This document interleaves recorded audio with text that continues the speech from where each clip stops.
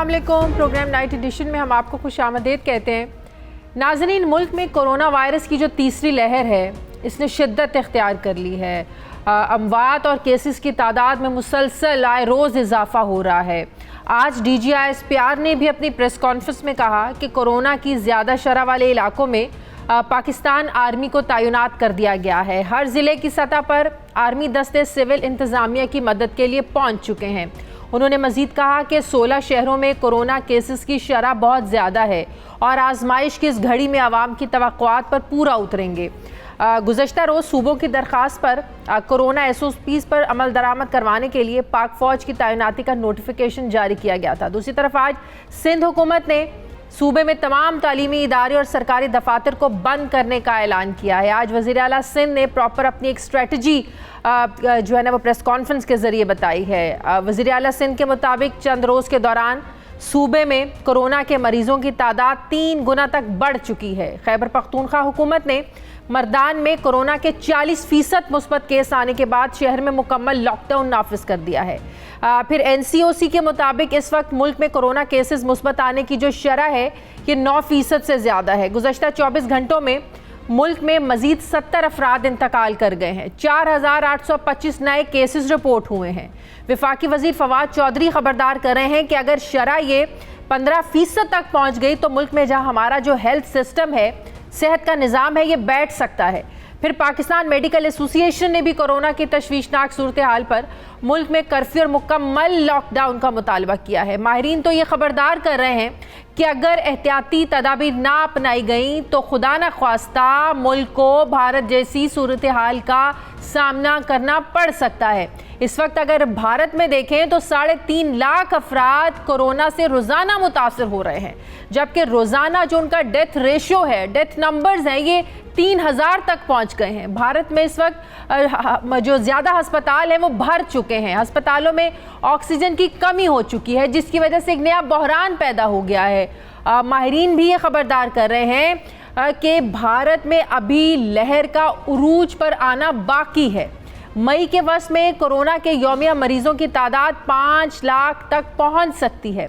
हमारे मुल्क में भी ऑक्सीजन फराहम करने वाली कंपनियों ने खतरे की घंटी बजा दी है और खदशा जाहिर किया है कि अगर अस्पतालों को मुसलसल ऑक्सीजन की फराहमी ना हुई तो पाकिस्तान में भी भारत जैसी सूरत हाल पैदा हो सकती है। वफाकी वज़ीर फवाद चौधरी ने कहा है कि मौजूदा सूरत हाल में अस्पतालों में 90% ऑक्सीजन इस्तेमाल हो रही है। मुल्क में कोरोना वैक्सीनेशन के प्रोसेस की बात करें तो यकीनन ये जो अमल है काफ़ी सुस्त रवि का शिकार है। मुआविन खुसूसी बराए सेहत डॉक्टर फैसल सुल्तान के मुताबिक 5 अप्रैल तक तकरीबन 15 लाख अफराद को वैक्सीनेशन लगाई जा चुकी है, जिसमें 8.5 लाख से ज़्यादा जो है वो आम शहरी, जबकि बाकी हेल्थ वर्कर्स हैं। हुकूमत ने वैक्सीनेशन अमल के लिए कल से 40 साल से ज़्यादा उम्र के अफराद की भी रजिस्ट्रेशन शुरू करने का ऐलान किया है। इस साल जनवरी में मुल्क में कोरोना केसेस की मुस्बत शरह 3% थी, जो अब बढ़कर 9% से ज़ायद हो चुकी है। अब सवाल ये है कि हमसे आखिर गलतियाँ कहाँ हुई हैं। हम सब जानते हैं कि कोरोना की पहली लहर जब आई, हुकूमत ने बड़े ज़बरदस्त इक़दाम किए, हर सतह पर इसको सराहा भी गया और दूसरी लहर के बाद भी हुकूमत ने बहुत ज़बरदस्त किस्म के जो थे वो इक़दामात किए। हम लॉकडाउन की तरफ गए, मुकम्मल लॉकडाउन तो नहीं किया, लेकिन हुकूमत के कुछ ऐसे इक़दामात थे जिसकी वजह से केसेस को रोकने में बहुत ज़्यादा मदद मिली। लेकिन आखिर क्या वजह है कि इस तीसरी लहर में इतने ज़्यादा केसेस जो हैं वो सामने आ रही? कहाँ हमसे बेहतियातियाँ हुई हैं, कहाँ से हुकूमतों के जो फ़ैसले थे इस हवाले से वहाँ पर कोताहियाँ हुई हैं? मैं बात करूँगी, मुझे ज्वाइन कर रहे हैं वफाकी वज़ीर बराए मनसूबाबंदी और NCOC के चेयरमैन असद उमर साहब। अस्सलाम वालेकुम, बहुत बहुत शुक्रिया असद उमर साहब आपका। असद उमर साहब, भारत की जो सूरत हाल है, रोंगटे खड़े हो जाते हैं वो देख के। कुंभ के मेले की वजह से अब हालत वहाँ पर यह है कि हज़ारों की तादाद में रोज़ाना जो है लोग ज़िंदगी की बाजी वहाँ पर हार रहे हैं और हमारे जहाँ जो सूरत हाल वर्स्ट हुई वो SOPs पर अमल दरामद ना करने की वजह से हुई। अब हमारे यहाँ भी जो ईद का त्यौहार आ रहा है, मार्केट्स खुली हैं, ऑल्दो आप लोगों ने टाइमिंग जो है वो 6 बजे तक की हुई हैं, लेकिन आपको नहीं लगता इस स्ट्रेटजी को दोबारा से देखने की ज़रूरत है या तो मुकम्मल बाजार बंद होने चाहिए या ऐसा सिस्टम होना चाहिए कि लोगों में ये अफरा तफरी ना फैले कि 6 बजे या 5 बजे मार्केटें बंद हो जाएंगी तो एक ही दफ़ा सब जो है ना वो चले जाएं, रश हो जाए और कोई SOPs का ख्याल ना रहे। अभी भी हम देख रहे हैं बहुत सी मार्केट्स में यही हाल है कि कोई SOPs पर अमल नहीं हो रहा है और इतना ज़्यादा रश होता है सिर्फ इस चक्कर में कि 6 बजे मार्केट्स बंद हो जा रही हैं। तो आपको नहीं लगता कि इस स्ट्रैटेजी को कहीं ना कहीं दोबारा देखने की ज़रूरत है, नज़रसानी करने की ज़रूरत है, या टाइमिंग्स या तो और ज़्यादा आप लोग इस पर देखें कि इसको बिल्कुल बंद करना है या टाइमिंग और बढ़ाने की ज़रूरत है? वो तनकीद तो जो भी आप फैसला करेंगे, तनकीद ना करवाने का आसान तरीन तरीका ये है फैसला ही ना करें, बेहतरीन ज़िंदगी गुजरेगी। अच्छा जी, देखें पहले तो ये कि जो सूरत हाल है इस वक्त, क्या ये जो अगले हमारे पास 10-15 दिन आ रहे हैं, रमज़ान का जो आखिरी हिस्सा होता है, ख़ास तौर पे आखिरी अशरा जो होता है, उसके अंदर लोग शॉपिंग के लिए भी बेतहाशा निकलते हैं ईद की तैयारी के लिए, और उसके साथ ही इबादत के लिए भी एतकाफ़ पे लोग बैठ रहे होते हैं। तो ये बिल्कुल एक ऐसा पीरियड है कि जिसके अंदर अगर एहतियात ना हो तो उससे बहुत ज़्यादा नुकसान हो सकता है। इसका अंदाज़ा आप इससे लगा सकते हैं कि पिछले साल अगर मैं जाऊँ तो ईद से तकरीबन 15 दिन पहले जो है आपके कोई 400, 350, 400 लोग जो हैं क्रिटिकल केयर पेशेंट्स थे जो ऑक्सीजन के ऊपर थे पाकिस्तान के अस्पतालों के अंदर, कोरोना के मरीज़। और जून के दूसरे हफ्ते में ये तादाद बढ़कर 3400 पे पहुंच गई थी, यानी 3000 पेशेंट्स का इजाफा हुआ था सिर्फ उस एक महीने के अंदर अंदर, क्योंकि बड़ी तादाद में लोग बाहर निकले, बाज़ार सारे भर गए। और ईद के वक्त जो है वो हज़ारों गाड़ियाँ पहुँच गई थी टूरिस्ट साइट्स के ऊपर।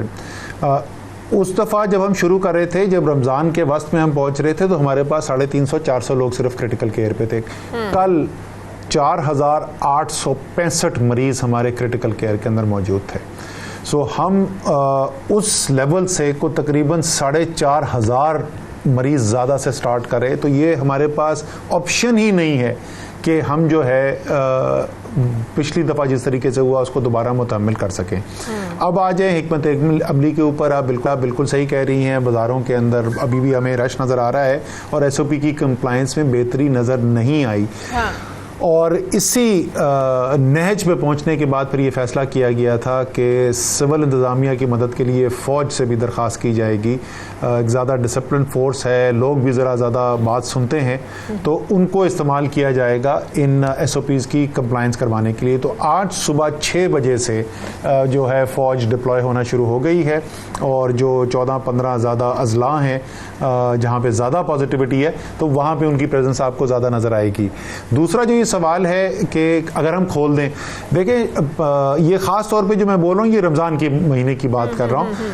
रमज़ान में अफ्तारी के बाद और सहरी के दरमियान ये जो रात का वक्त है ना, वो सिर्फ लोग ज़रूरी शॉपिंग के लिए नहीं जाते। हाँ। वो फिर एक सोशल इवेंट है। हाँ। सारे नौजवान जो है वो बाहर निकला होता है, सारे होटल्स भरे हुए होते हैं, हज़ारों की तादाद में पाकिस्तान जाके बाहर बैठ जाता है। हम ये कह रहे हैं कि अगर आपको शॉपिंग करनी है ईद की या रोज़मर्रा ज़रूरी काम करना है तो रोज़ा रख के दोपहर को 2 बजे 3 बजे आप ज़रूरी काम के लिए तो जाएंगे, लेकिन आप घूमने फिरने के लिए नहीं जाएंगे रोज़ा रख के दोपहर के 3 बजे। तो कोशिश हम ये कर रहे हैं कि रिस्ट्रिक्ट किया जाए ताकि लोगों को ज़रूरी काम है वो भी चलता रहे, और ये जो हज़ारों की तादाद में लोग बाहर निकले हुए होते हैं वो बंद किया जा सके। तो ये कोशिश कर रहे हैं चीज़ करने की। अच्छा, एक और अभी आपने बात की कि फ़ौज को इसलिए बुलाया गया कि डिसिप्लिन है, लोग इसकी बड़ी सुनते हैं। इस पर भी बड़ी तनकीद हो रही है आप लोगों पर कि क्या सिविल इदारे नाकाम हो गए हैं, एडमिनिस्ट्रेशन नाकाम हो गई है, पुलिस नाकाम हो गई है? क्या पुलिस की कोई वैल्यू नहीं है हमारी आवाम के आगे कि अगर पुलिस किसी को रोकती है, SOPs पर अमल दरामद करवाने के लिए इन्फोर्स करती है, तो उसकी बात कोई सुनेगा नहीं? हमारी पुलिस की इतनी भी वैल्यू नहीं है कि आम शहरी हमारी पुलिस की बात भी सुन सके? अच्छा, ये तो पाकिस्तान के 70 साल मसाइल का हल जो है वो तो NCOC के पास नहीं है। मैं ये ज़रूर कहूँगा, और मैंने बार बार पहले कहा है, सिविल इंतज़ामिया ने हमारे chief secretaries, commissioners, DCs, police, इन्होंने ज़बरदस्त काम किया पिछले साल, बहुत बहुत ज़्यादा मेहनत की बेतहाशा। और ज़ाहिर है एक हद तक इस वबा के अंदर ख़तरा भी होता है, जब आप पब्लिक के साथ डील करते हैं, इतना ज़्यादा पब्लिक एक्सपोजर होता है तो आप ज़ाती तौर पे भी ख़तरा ले रहे होते हैं।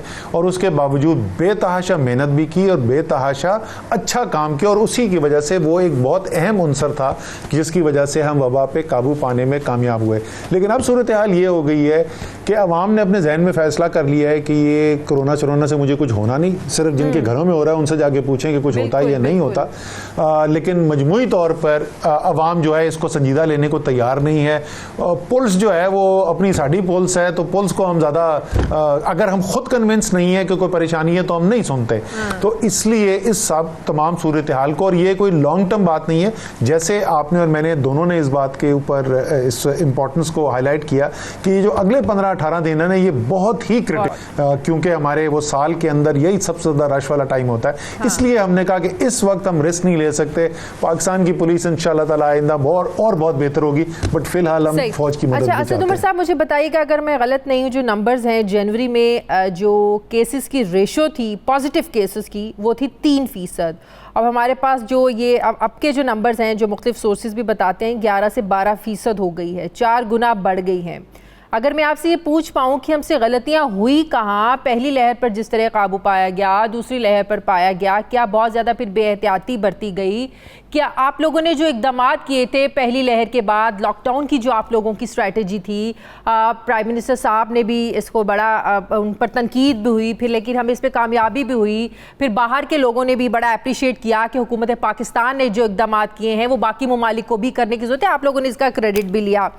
तो कहाँ से जो है ना वो बेहतियाती हुई पॉलिसीज़ में? लोगों की तरफ से तो हो ही रही है, लेकिन आप लोगों को इन्फोर्स करवाने में या उस तरह की जो पहली लहर में आप लोगों ने इक़दाम किए थे वो लागू करने में आप लोग कितना जो है वो सुस्त रवि का सारा प्रोसेस रहा? गलतियाँ हुई कहाँ थी कि अगर वही इक़दाम हम अब उठा लेते तीसरी वेव के दौरान जो पहली और दूसरी लहर में आप लोगों ने उठाए, तो शायद ये हालात ना होते आज?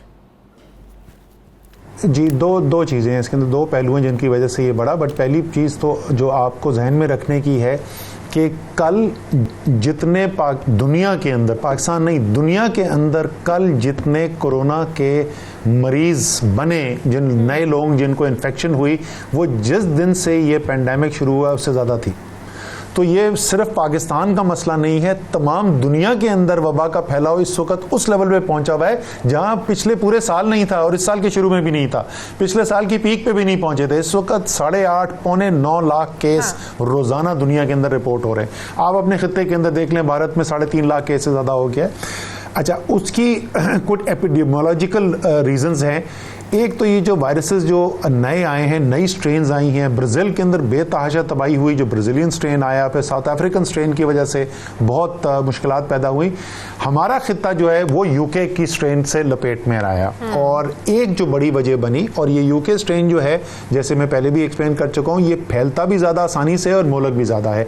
तो एक तो ये वजह बनी कि जब वो यूके स्ट्रेन फैला इन ममालिक के अंदर, और दुनिया के अंदर दर्जनों ममालिक में फैल गया है, उसमें पाकिस्तान, बांग्लादेश और इंडिया भी शामिल है, तो उसकी वजह से केसेस बढ़ने शुरू हुए। और दूसरा, इसमें कोई शक नहीं जो आप बात कह रही हैं कि एहतियात जो है वो कम हो गई। अच्छा, क्या NCOC के कोई फैसले मुख्तलिफ थे? फैसले मुख्तलिफ नहीं हो रहे। आज भी या पिछले महीने या उससे पिछले महीने जो है वो उसी तरीके से डेटाबेस हॉटस्पॉट भी जनरेट हो रहे हैं, वो कम्युनिकेट भी हो रहे हैं, वो DCs के पास भी जा रहे हैं, और लॉकडाउन की हिदायत भी जा रही हैं। इम्प्लीमेंटेशन इंतहाई कमज़ोर हुई हुई है, और जो हमने SOPs की कंप्लाइंस दिखाई NCC की मीटिंग के अंदर, सिर्फ 31% कंप्लाइंस हो रही थी, यानी 10 में से 7 वायलेशन हो रही हैं, 3 कंप्लाइंस हो रही है जो असाइंड SOPs हैं। उसी वीकनेस को पूरा करने के लिए फिर हमें ये मजबूरन ये रिक्वेस्ट करनी पड़ी है फौज से, और उन्होंने फौरी तौर पे इसको ज़ाहिर एग्री भी कर लिया। और उम्मीद ये है कि ये जो इंतज़ाम स्ट्रेंथनिंग की गई है, ज़्यादा मजबूत किया गया है इंतज़ामी ढांचे को फ़ौज की इंडक्शन से, पैरामिलिट्री की इंडक्शन से, तो ये कंप्लाइंस आपको ग्राउंड पे होती है। एक बात बताएं, अब जो पाकिस्तान में सिचुएशन है, कनाडा ने हम लोगों के लिए, पाकिस्तान के लिए बॉर्डर्स बंद कर दिए हैं, बरतानिया ने बंद कर दिए हैं, ईरान ने बंद कर दिए हैं। फिर जब हम ये जानते थे कि जो तीसरी वेव है ये बरतानिया से आई है, इसीलिए बहुत ख़तरनाक है, इसीलिए नंबर्स जो है ना वो दिन ब दिन बढ़ते जा रहे हैं, तो हम ये जुर्रत क्यों नहीं कर सके सर कि हम लोग भी अपने बॉर्डर्स बंद कर दें उन ममालिक के लिए जहाँ पर वायरस बहुत ज़्यादा पीक पर था उन दिनों में? हम लोग तो बिल्कुल लीनियर रहे, ना फ्लाइट्स अपनी बंद की, ना वहाँ से लोगों का आना हम लोगों ने बंद किया। हम लोग ये जुर्रत क्यों नहीं कर सके? अब पाकिस्तान के लिए आप देखें, इन ममालिक ने जो है ना अपने बॉर्डर्स बंद कर दिए, पाकिस्तान से फ्लाइट्स जा ही नहीं सकती हैं। पहली बात तो बरतानिया का भी बॉर्डर बंद हुआ था, हमारी फ़्लाइट्स बरतानिया से कई हफ्ते जो है वो रोक दी गई थी।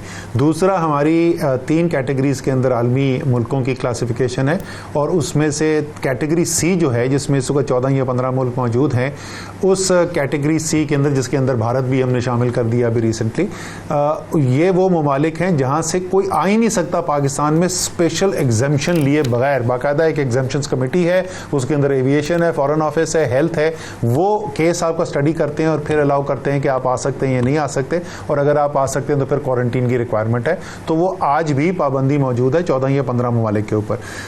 बरतानिया के ऊपर हमने ये पाबंदी लगाई थी, तो फिर हमने उठा क्यों ली? उसकी वजह ये बनी कि ये जब हमने स्टडी किया तो पता ये चला कि ये वायरस सिर्फ बरतानिया तक महदूद नहीं रह गया, ये दर्जनों ममालिक के अंदर, बेशतर दुनिया के ममालिक के अंदर ये फैल चुका था। सो सिर्फ बरतानिया से फ्लाइट रोकने से काम नहीं चलता था, फिर तो ये था कि हम सारी दुनिया से फ्लाइट रोक देते। और आपको पता है कि पाकिस्तानी कोई 90 लाख पाकिस्तानी मुल्क से बाहर रहता है। हमारे पास फॉरेनर तो बहुत कम आते हैं। जो हमारे मुल्क में तकरीबन ज़्यादातर, मेरे ख्याल में कोई 97, 98, 99% जो लोग पाकिस्तान आते हैं वो पाकिस्तानी होते हैं। तो इसलिए ये फॉरेनर्स को रोकने की बात नहीं थी, इसकी हिम्मत दूसरों की बारी में नहीं। इसका मतलब ये है कि हम पाकिस्तानियों को जो जहाँ हैं उनको बोले हम पाकिस्तान नहीं आ सकते और तमाम से पाबंदी लगा दे। ये पाबंदी लगाई भी गई थी, अगर आपको याद हो, पिछले साल लगाई गई थी, बिल्कुल पिछले साल लगाई गई थी। लेकिन हमें ये भी याद है कि जब उस वक्त बरतानिया से, इंग्लैंड से लोग आ रहे थे यहाँ पर, तो ये आप लोगों की स्ट्रैटेजी थी, ये आप हिदायत थी कि जो लोग बाहर से आएंगे वो होटल्स में ही क्वारंटीन करेंगे, डायरेक्ट एयरपोर्ट से घर पे नहीं जाएंगे। 10 से 14 दिन का क्वारंटाइन टाइम था, लेकिन ये स्ट्रेटजी अब नहीं है। कि मैं वही कह रहा था, मैं एग्जैक्टली जब आपने बोला ना, मैं आपको एग्जैक्टली यही चीज़ बताने वाला था। हमने जितने भी काम किए उसमें से सबसे ज़्यादा मुश्किल काम और जो नहीं हैंडल हो सका वो क्वारंटीन का काम था। वो क्वारंटीन का काम जो है वो इतना ज़्यादा उससे स्ट्रेस पड़ा था सिस्टम के ऊपर कि प्रोविंसेस ने कहा जी हमसे ये नहीं होता। सो इसलिए हमने ये फैसला किया कि जो सबसे ज़्यादा खतरा जिन ममालिक से हो सकता है तो वहाँ पर हम अब बैन कर देते हैं, फिर आ ही नहीं सकते, क्योंकि पाकिस्तान में लाखों की तादाद में लोग आते हैं। वो लाखों की तादाद में लोग आए और वो क्वारंटीन सिस्टम के अंदर जाएं, वो मैनेजेबल नहीं है। लेकिन ये सब कहने के बाद आपको मैं ये बता दूं कि पिछले हफ्ते हमने एनसीओसी में ये फैसला कर लिया था कि, और ये हमने फिर एनसीसी से उसका अप्रूवल भी ले लिया कि जो पाकिस्तान में बाहर से लोग आ रहे हैं, जो जैसे मैंने कहा ज़्यादातर पाकिस्तानी ही हैं, लेकिन उनकी तादाद में भी हमने कमी करने का फैसला कर लिया है। इसके ऊपर वर्किंग कर रही थी हेल्थ मिनिस्ट्री और एविएशन काम कर रहे थे। अगले 1 या 2 दिन के अंदर इस पे हतमी फैसला हो जाएगा और बाहर से जो फ्लाइट्स आ रही हैं उसके अंदर भी आपको कमी होती हुई। तो ये बताएं, ठीक है, तो जो लोग अब बाहर से आएंगे वो क्वारंटीन क्या पुरानी स्ट्रैटेजी के मुताबिक होटल्स में होंगे या फिर दोबारा आप जो अभी हो रहा है कि घरों में जाएं और घरों में क्वारंटीन हो, कोई पुरानी स्ट्रैटेजी पे वापस जा सकते हैं? जैसे अब कनाडा भी कह रहा है, यूके भी कह रहा है, जो पाकिस्तान से जाएगा वो 2 हफ्तों के लिए होटल में ही क्वारंटीन होगा। ऑस्ट्रेलिया की भी यही स्ट्रैटेजी है। तो क्या हम भी स्ट्रैटेजी पर वापस जा सकते हैं कि जो बाहर से आएगा पहले वो 2 हफ्ते के लिए क्वारंटीन होगा किसी होटल में, उसके बाद घर जाने की इजाज़त होगी उसको? वो डेजिग्नेटेड जो कंट्रीज होंगी उनसे क्वारंटीन, और इसलिए ज़रा सा ये फैसला करने में थोड़ा सा टाइम लग रहा है कि हम भी वांटेड टू मेक श्योर कि पहले क्वारंटीन सिस्टम इन प्लेस हो। ये फैसला करने से पहले दोबारा से वो क्वारंटीन का सिस्टम भी नाफिज करने की। साहब मेरे साथ रहें, मुझे ब्रेक लेनी है, ब्रेक के बाद इसी पर मुझे आपसे मजीद बात करनी है। नाज़रीन वापस आते हैं छोटे से वक्फे के बाद।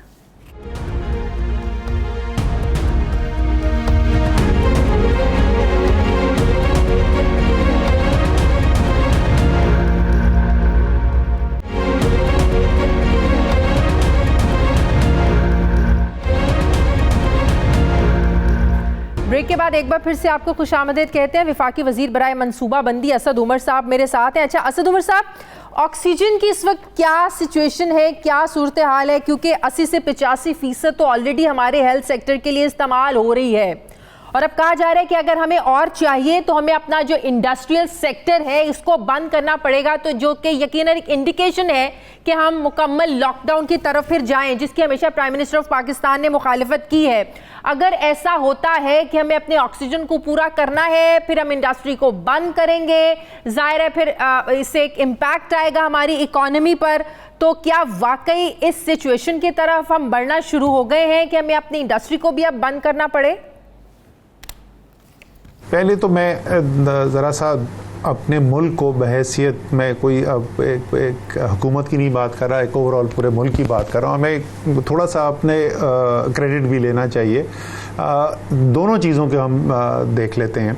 एक तो जिस वक्त ये वबा फैलनी शुरू हुई इस खित्ते के अंदर, तो आपने देखा कि भारत में जहाँ पे 10-12 हज़ार केस दिन में हो रहे थे, वहाँ 3.5 लाख से ज़्यादा इजाफा हो गया, यानी तकरीबन 30-35 गुना इजाफा हो गया।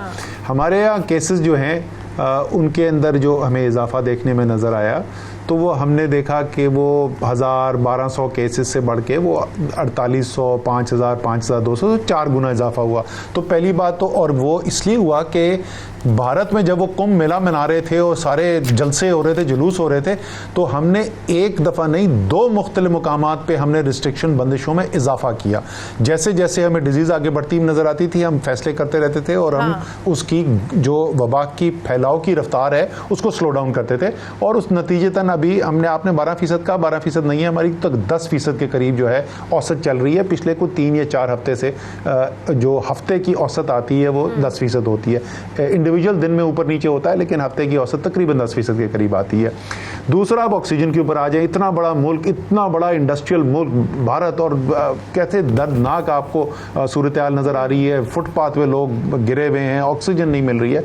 अल्हम्दुलिल्लाह आपके यहाँ पिछले साल, जैसे मैंने कहा था, जून के महीने में जब पीक किया तो क्रिटिकल केयर के ऊपर, ऑक्सीजन के ऊपर 3400 मरीज़ थे, और मुझे यकीन है जो भी कोई असर और रसूख रखता था या कोई लोगों को जान पहचान वाला होता था, हर एक के पास जो है वो पैनिक फ़ोन कॉल्स आ रही थी कि बिस्तरा दिला दें अस्पताल में। आई एम श्योर आपके पास भी आ रही होंगी। मेरा तो फ़ोन भरा हुआ था कि बेड दिला दें, कभी कराची से, कभी लाहौर से, इस्लामाबाद से, पेशावर से, बेड नहीं मिल रहा।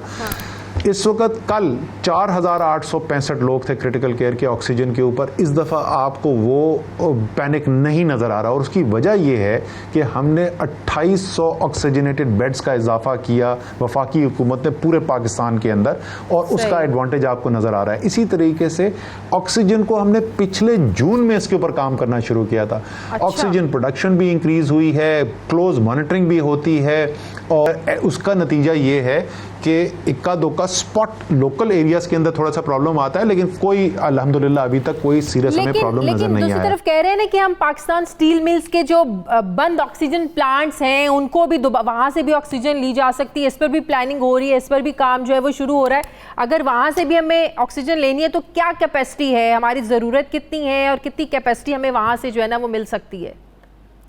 नहीं, वो आई नो कि वो इंडिया के वो वीडियोस चली जिसमें इंडिया में ऑक्सीजन शॉर्टेज की तबाही हमें नज़र आ रही थी, और उसके साथ ही ये ख़त आ गया। वैसे उस ख़त को अगर आप पढ़ें तो उस ख़त में लिखा हुआ है कि हज़ारों लोग ऑक्सीजन की कमी से मर रहे हैं रोज़ाना। मुझे नहीं पता कि उनको किसने बोल दिया कि हज़ारों लोग ऑक्सीजन की कमी से मर रहे हैं पाकिस्तान के अंदर। मुझे तो किसी एक आदमी का भी नहीं पता। लेकिन एनीवे वो ख़त आया, उसको हमने इवेल्यूएट करवा रहे हैं। अभी हतमी हमारे डिसीजन नहीं लिया, लेकिन जो इनिशियल इंडिकेशन आई है उसमें कई माह का अरसा दरकार है उसको करने के लिए। लेकिन जैसे मैंने कहा, ये एक इनिशियली इब्तदाई एक असेसमेंट आई है।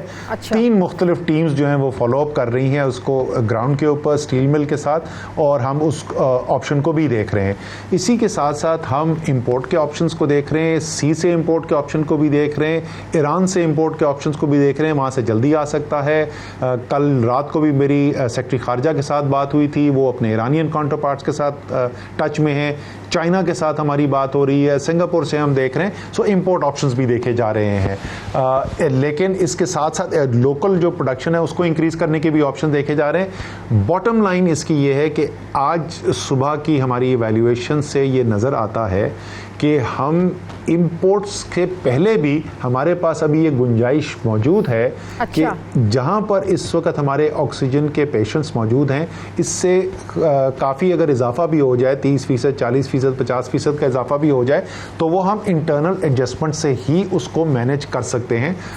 इंडस्ट्री का कटबैक जो है वो हम मेनली जो इस वक्त देख रहे हैं वो शिप ब्रेकिंग इंडस्ट्री है, जहाँ पे एक बड़ा कंजम्पशन है।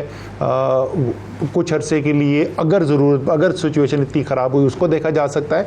बाकी जो हमारी इंडस्ट्री है जो इस्तेमाल करती है उसको मुकम्मल कट ऑफ का नहीं हम देख रहे। अच्छा। वहाँ पे अगर खुदा न खासा ऐसी सूरत हाल पैदा होती है तो 50% कटबैक का वहाँ पे भी देख रहे। अच्छा। इंशाल्लाह ताला कमी नहीं होने देंगे। लेकिन असल बात तो शायद है कि अगर आप, मैं और सारे पाकिस्तानी ये सादा सी हिदायत जो है अगर इसके ऊपर अमल कर लें तो फिर कोई ज़रूरत ही नहीं पैदा होगी, ना खुदा न खासा लोग इतनी बड़ी तादाद में बीमार होंगे, ना ऑक्सीजन की जरूरत पड़ेगी। बिल्कुल हमें ये करना चाहिए। अच्छा, आज वज़ीर आला सिंध ने भी जो अपनी स्ट्रैटेजी एक बताई है, प्रेस कॉन्फ्रेंस करी है, उन्होंने कहा है कि इस पर भी हम बात करेंगे कि जो डोमेस्टिक फ़्लाइट्स हैं इसको भी बंद होना चाहिए, फिर जो बैनुल सूबाई ट्रांसपोर्ट है इस पर भी गौर होना चाहिए, इसको भी बंद करना चाहिए और देखना चाहिए कि किस हद तक इसको इजाज़त मिलनी चाहिए।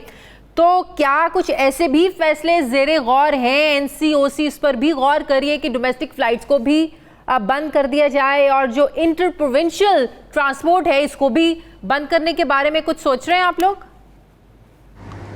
देखिए, माजरत के साथ मुझे बहुत अफसोस के साथ ये कहना पड़ता है कि जिस तरीके से कोरोना के ऊपर सियासत करने की कोशिश की जाती है और जिस तरीके से ये तो सीधा सूबाइयत आप फैलाने की कोशिश कर रहे हैं मुल्क के अंदर, क्योंकि आपको वोट जो है वो सिर्फ एक सूबे से मिलता है और एक सूबे के भी मखसूस हिस्से से मिलता है, तो इसलिए आपको कोई फिक्र नहीं है पाकिस्तान में लोग एक दूसरे से नफरत करें, एक दूसरे से अलग हो जाएं, उससे कोई फ़र्क नहीं पड़ता। कम से कम कोई 6 माह का अरसा था जो शुरू की बंदिशें गुजरने के बाद, जब पहली लहर नीचे चली गई और उसके बाद सारी ट्रांसपोर्ट खुली हुई थी, मुसलसल सबसे ज़्यादा पाकिस्तान में वबा का फैलाव होता था कराची के अंदर जो सिंध का हिस्सा है, मुसलसल। और इसमें एक बहुत बड़ा अरसा ऐसा गुजरा जिसमें तकरीबन 40% पूरे पाकिस्तान के केस जो हैं वो सिर्फ कराची के होते थे। उस वक्त वज़ीर आला सिंध ने कभी ये मुतालबा नहीं किया कि बैनुल सूबाई ट्रांसपोर्टेशन बंद कर दी नहीं चाहिए क्योंकि कराची में इतनी ज़्यादा डिजीज़ है और बाकी मुल्क के अंदर जो है वो कम डिजीज़ है। उस वक्त पंजाब में कराची से कोई 1/5 होती थी डिजीज़। हाँ। 5 गुना ज़्यादा डिजीज़ थी कराची के अंदर पंजाब की निस्बत। उस वक्त कभी नहीं कहा।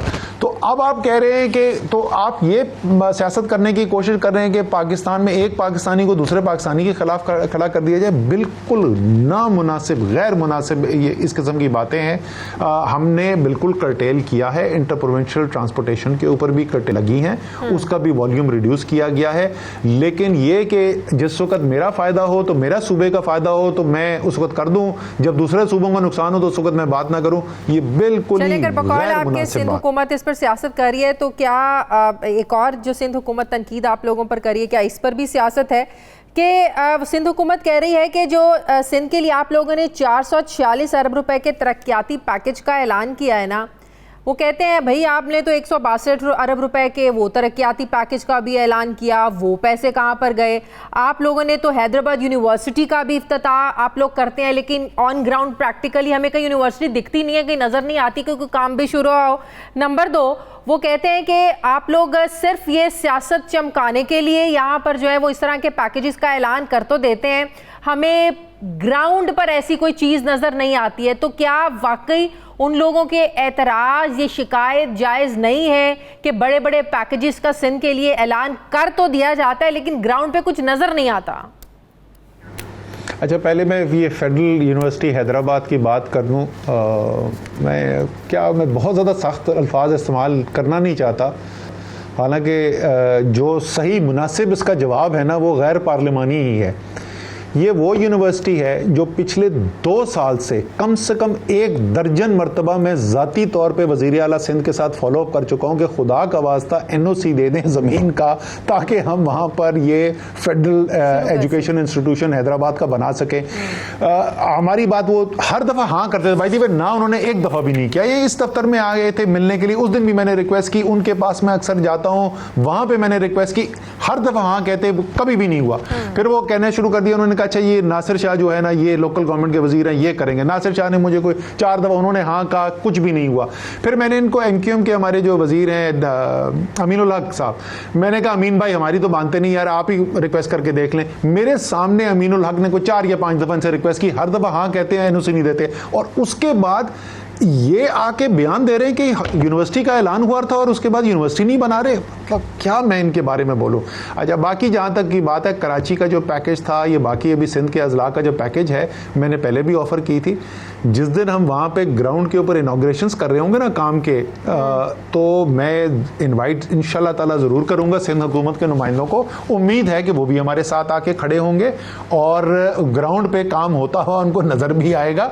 और इसी तरीके से हमें उम्मीद है कि इसी मुकाबले के अंदर पिछले 13 साल तो सिंध को बर्बाद करके रख दिया और कोई तरक्याती काम वहाँ पे, लेकिन चलें इसी मुकाबले के अंदर उम्मीद है कि सिंध हुकूमत भी बड़े अच्छे तरक्याती काम कराची में भी, बाकी अजला के अंदर भी करेगी और वो भी हमें बुलाएंगे तो हम उनके साथ जरूर जाएंगे, हम भी उनके साथ जाके। असद साहब, ये जो 1100 अरब का पैकेज था, आपने भी ये कहा था कि 400 विफाक खर्च करेगा, 400 सिंध हुकूमत खर्च करेगी, 300 का कहीं उस वक्त कोई फैसला नहीं हुआ था। तो क्या आपको स्ट्रेटजी बन चुकी है इसकी कि वो 300 कहाँ से आएंगे और ये कैसे सारा इसको देंगे पैकेज?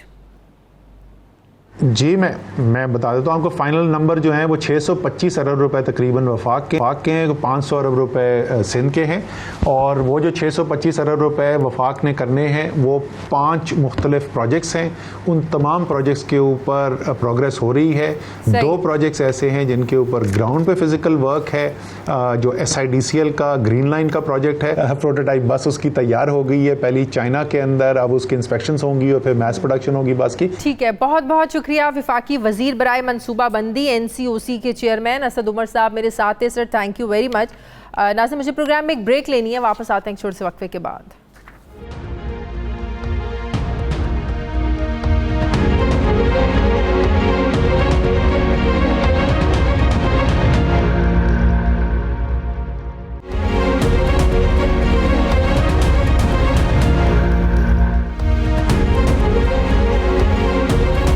ब्रेक के बाद एक बार फिर से आपको खुशामदीद कहते हैं। नाजरीन, जनूबी पंजाब PTI हुकूमत ने 3.25 साल के बाद आज मुल्तान और बहावलपुर में सेक्रेटेरिएट के क़याम का ऐलान किया है। आज मुल्तान में जनूबी पंजाब सेक्रेटेरिएट की संगे बुनियाद रखते हुए वज़ीर आला पंजाब उस्मान बुज़दार ने कहा कि इस मंसूबे पर 3 अरब 54 करोड़ रुपए की लागत आएगी। सेक्रेटेरिएट की जो तामीर है ये भी जल्द शुरू हो जाएगी। वज़ीर आज़म ने मुल्तान के लिए 30 अरब के तरक्याती पैकेज का भी ऐलान किया। वज़ीर आज़म ने वज़ीर आला बुज़दार की आज बड़ी तारीफ़ें की, जैसे हमेशा वो करते हैं। और साथ ही उन्होंने कहा कि मियाँ शहबाज शरीफ और उस्मान बुज़दार के कामों का मवाजना अगर किया जाए तो उस्मान बुज़दार की 2.5 साला कारकर्दगी गुज़श्ता अदवार से बेहतर है। प्राइम मिनिस्टर ने इस हवाले से क्या कहा, ज़रा आप खुद ही सुन लीजिए, देख लीजिए। मैं देखता हूँ मीडिया में तनकीद होती है उस्मान बुज़दार के ऊपर, मेरे से कम होती है लेकिन होती है।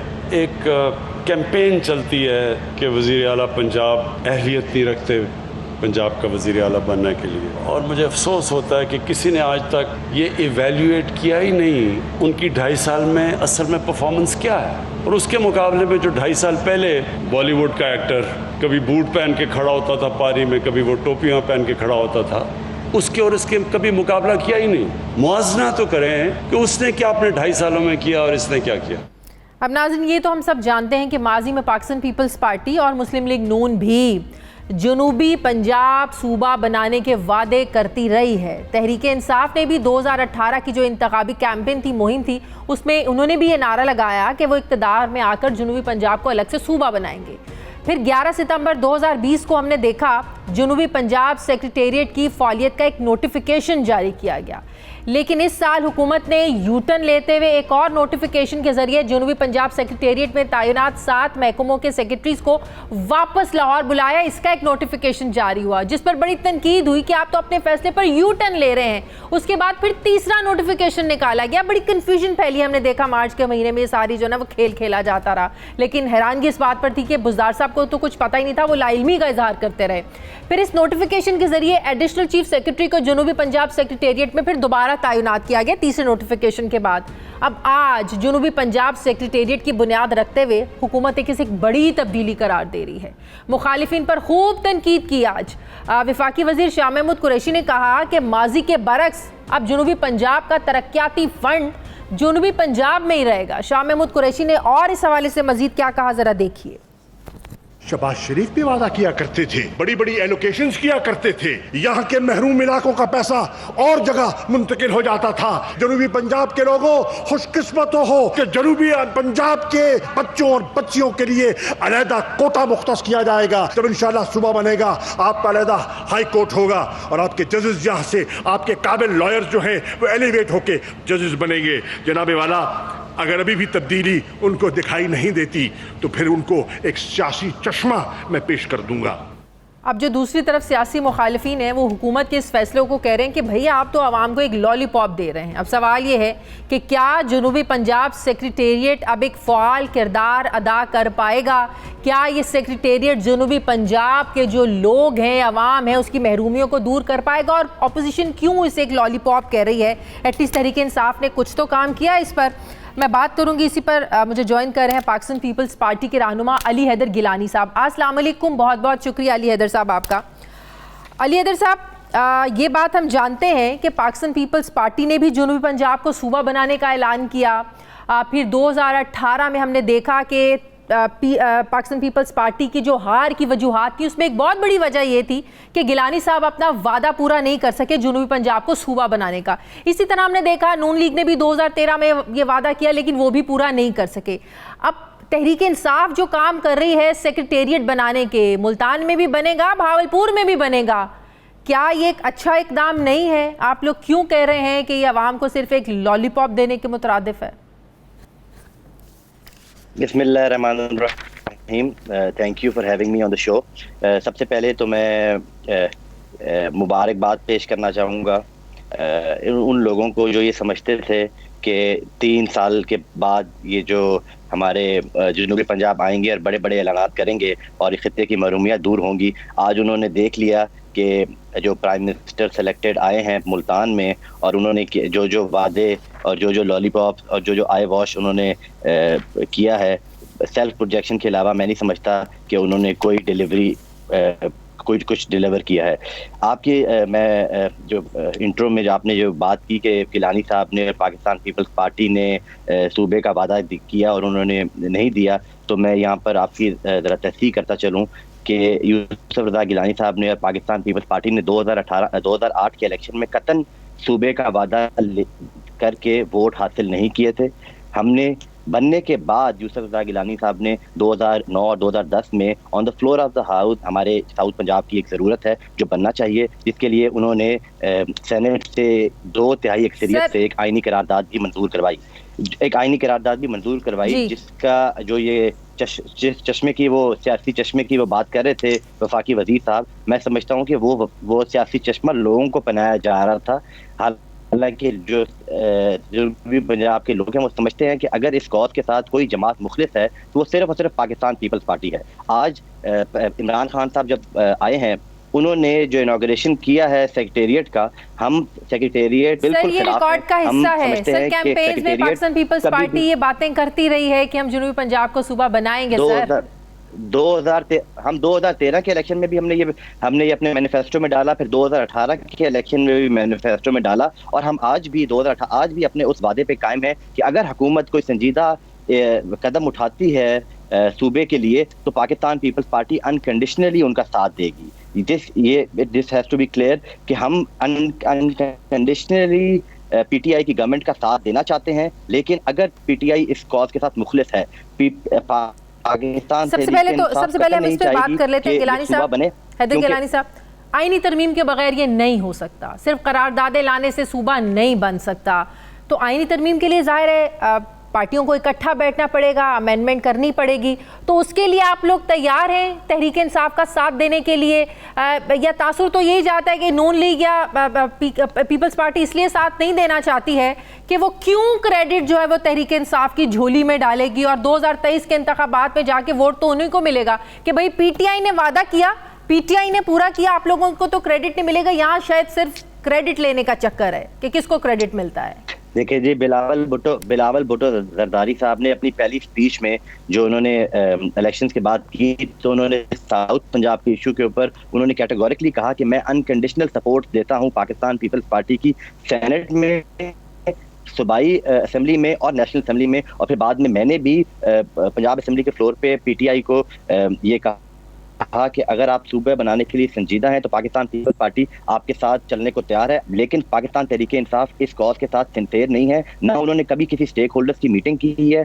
अगर जनूबी पंजाब सूबा बनाना है तो तमाम सियासी जमातों को जो कि इस पंजाब के स्टेक होल्डर्स हैं, बल्कि पूरे पाकिस्तान की सियासी जमातों को जो कि स्टेक होल्डर्स हैं इस कॉज में, उनको इकट्ठा करके पॉलिटिकल कंसेंसस बनाकर ये काम किया जा सकता है। लेकिन तहरीक इंसाफ में ना ये मैं समझता हूँ सलाहियत है, और ना मैं समझता हूँ कि उनका ये विजन है, साथ देने के लिए तैयार है। चाहते होते तो कर चुके होते। हाँ, यही मैं पूछने लगी हूँ, अगर आप लोग भी तैयार हैं साथ देने के लिए, आईनी अमेंडमेंट करने में आप लोगों को कोई दिक्कत नहीं होगी उन लोगों को करवाने में, तो फिर ये सेक्रेटेरिएट बनाने की उन्हें क्या जरूरत थी बहावलपुर में भी और मुल्तान में भी? फिर तो उन्हें आपको साथ बिठाकर कंसेंसस के साथ कर लेना चाहिए था, जो कि कभी मुतबादिल नहीं हो सकता। ये जो सेक्रेटेरिएट है, ये एडमिनिस्ट्रेटिव यूनिट सूबे का मुतबादिल नहीं हो सकता। इमरान खान साहब ने 100 दिन का वादा किया था कि 100 दिन में वो सूबा बना के इस खित्ते को देंगे, और तमाम एक तहरीरी मुआहदा है जी, अगर आप कहेंगे तो मैं आपको भेज दूंगा, जो कि उन्होंने सूबा महाज के साथ किया कि मैं 100 दिनों में तमाम रुकावटें अबूर करके ये सूबा बनाऊंगा। 3 साल बाद वो आके ये लॉलीपॉप दे रहे हैं सेक्रेटेरिएट का, जो कि मैं अब आपको बताऊं सेक्रेटेरिएट की डिटेल्स के सेक्रेटेरिएट को हम क्यों रिजेक्ट करते हैं।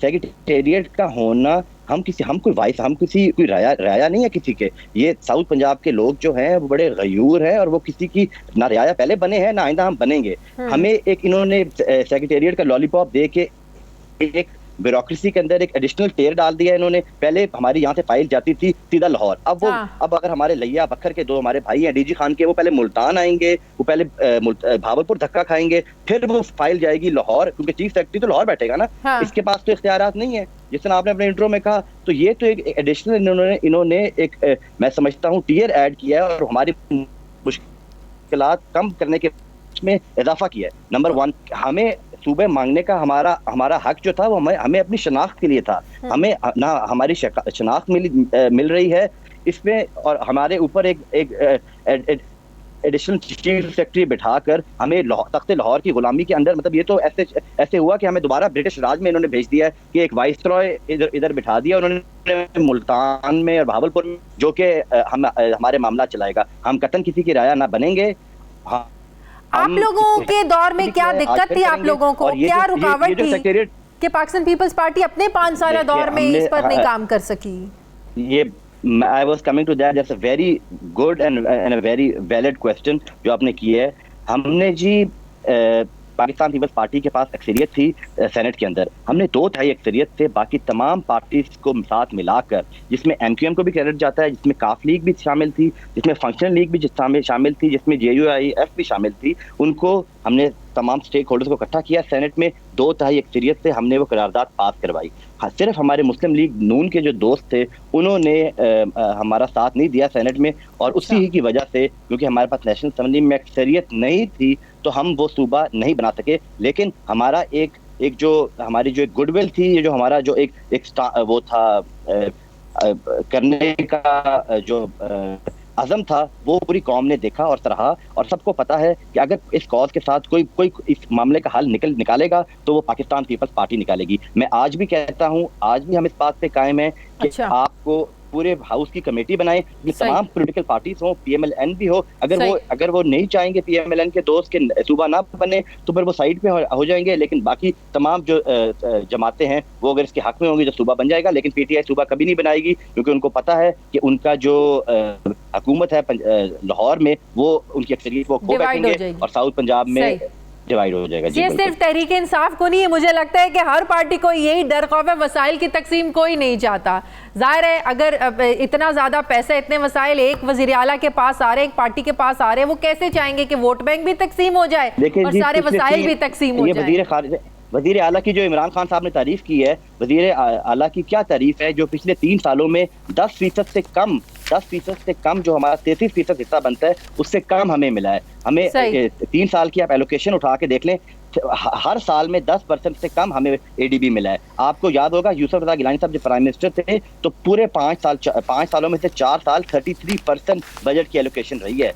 जो आज लोग ये वफाकी वजीर साहब बात कर रहे हैं वो भी उस वक्त काबीना में थे, उनको पता है कि तब कितनी डिस्बर्समेंट होती थी और आज कितनी एलोकेशन और डिस्बर्समेंट हो रही है। बहुत बहुत शुक्रिया। पाकिस्तान पार्टी के रहनुमा अली हैदर गिलानी साहब मेरे साथ थे, थैंक यू वेरी मच। नाज़रीन, हमारे प्रोग्राम का वक्त खत्म हो गया, फीडबैक ज़रूर दीजिएगा, अपना ख्याल रखिएगा, मुझे इजाज़त दीजिए, अल्लाह हाफिज़।